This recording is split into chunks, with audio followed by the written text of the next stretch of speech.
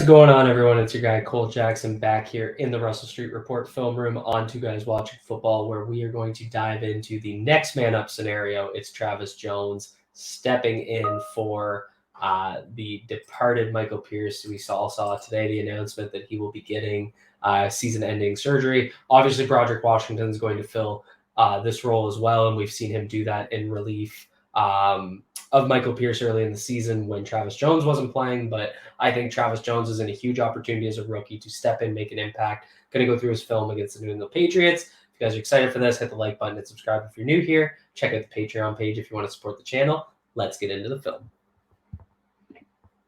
Here with some run plays. Obviously, looking at Baltimore Ravens number 98, Travis Jones. Let's run it through, break it down. You see a nice stack and shed there by Jones. Calais Campbell makes the play. Essentially, what this play is going to be is you're going to get.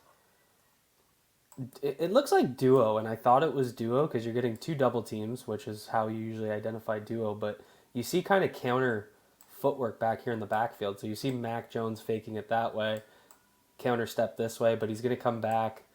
Let's see, he's going to come back and take it that way. So this I actually think is a bend, so it's essentially a counter without a puller because there is no puller, which you normally see on the counter play. And obviously, key play on this side being made by Calais Campbell, who makes the tackle. But I really like the way Travis Jones plays this double team. So he's going to get David Andrews, their center, banging down on him and then climbing to level 2 to block Bynes. And essentially, it's on the right guard's job to overtake that block. But Travis Jones really sinks this. You can see it right here. The top of his inside hand up on the shoulder pad so that once Andrews comes off, he's got that shoulder leverage right there where the purple line is.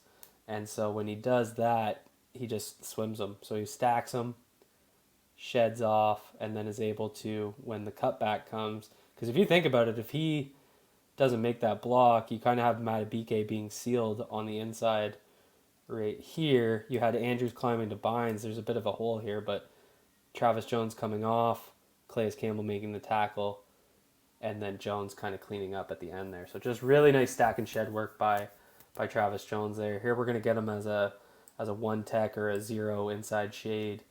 Run it through and then break it down.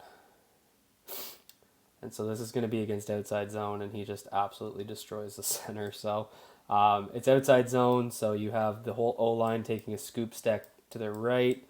Jones is going to be the chase down man. This is really the difference between a player like Travis Jones and a player like Brandon Williams, because as good as Brandon Williams was, these are the plays where he was on the backside and wasn't as effective. So the left guard's going to actually overtake him. I said Andrews. As the left guard tries to overtake him, and you can see right here, as the left guard overtakes him, he's already popped his hands up and out leveraged him. So right there, you can and as soon as he does that, he's already thrown this guy back, and then he's just going to finish right through him, and he's able to chase down. And you had a win here by Odafe Owe against, I believe that's Hunter Henry, their tight end. So watch right here. You're going to see him win here. So again, it's like one of those plays where he's not making the predominant play, but you can see how well he's playing against the run. Jones has literally chucked the left guard onto the ground and is chasing down the line of scrimmage and gets in on the tackle with Owe. So just really good work there. You're going to look at a couple of others here. He's as a 2-eye shade here against the right guard. Play it through full speed.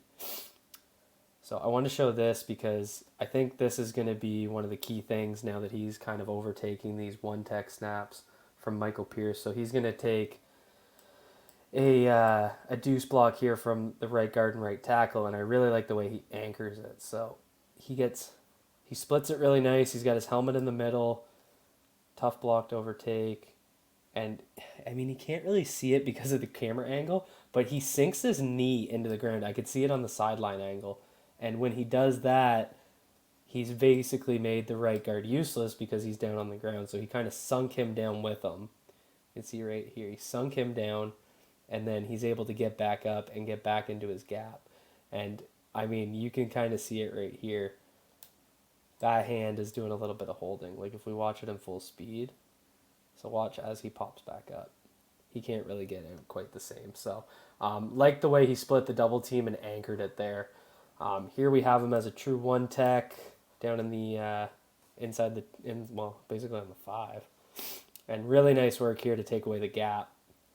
This is just that explosive first step we saw from him. So he's just gonna literally step over the guard, get into the hole. This is more of, I think this is just like a split zone play. So ideally, Hunter Henry coming across here is going to be kicking out Owe, who's going unblocked. But because Jones gets in the gap, Henry has to hit Jones. And so that obviously takes away the lane, and then, the cavalry comes at Stevenson. But just look at that explosive first step by Travis Jones. Boom, right up into the gap. The tight end shouldn't have to do that on split zone. So just really good work there. I believe we have him here as a 0 shade on David Andrews.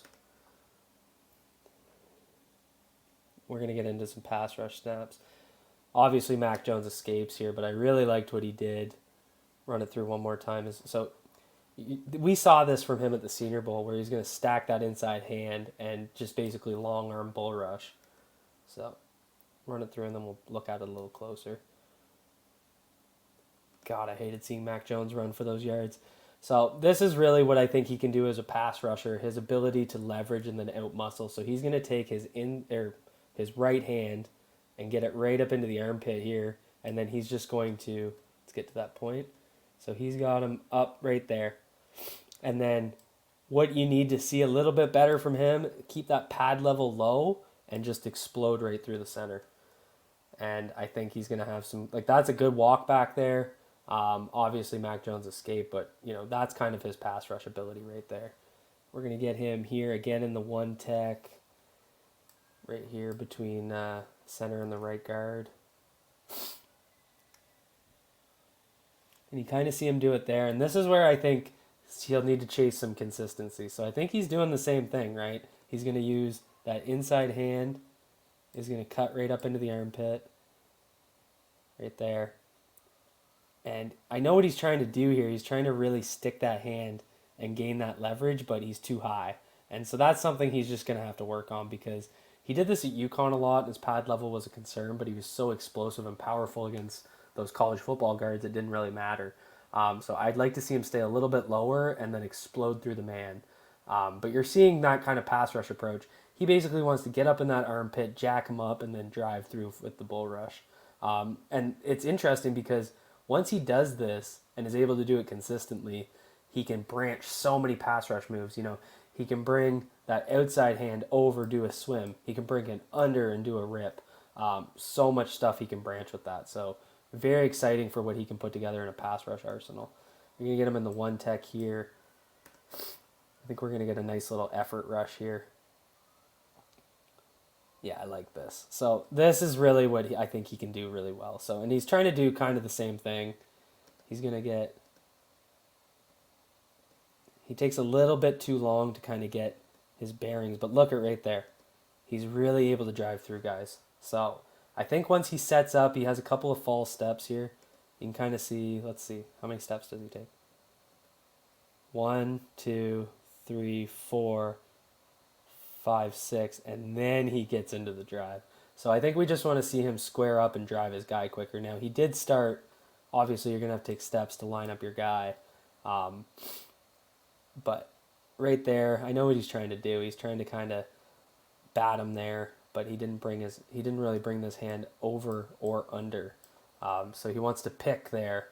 So if you're going to go into a bull rush like right here, just do it right off the rip. But look how he gets right up into the quarterback. So, there's so much he can do with these pass rush moves. That type of explosiveness and strength is just rare.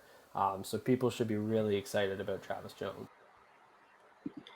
All right, so there you go, folks. So, I mean, there's a lot there. The run D looked good. It's something that he excelled at as a college football prospect. I feel pretty good about what he's going to do there. And then you can see the tools in his pass rush game that I really think can develop. We saw him do really good work in the preseason. It's all going to be about consistently putting it together. That explosive first step, his pad level, those key pieces that are going to be.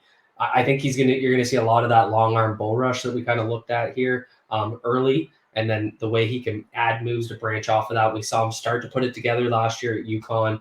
The Clemson game specifically, he had 4 QB hits, 3 different pass rush moves, and those 4 QB hits. So there's a lot there to work with. So really looking forward to what he can do. So if you guys enjoyed this video, hit the like button and subscribe if you're new here. Check out the Patreon page. And as always, be good to yourselves, be good to each other. Peace out.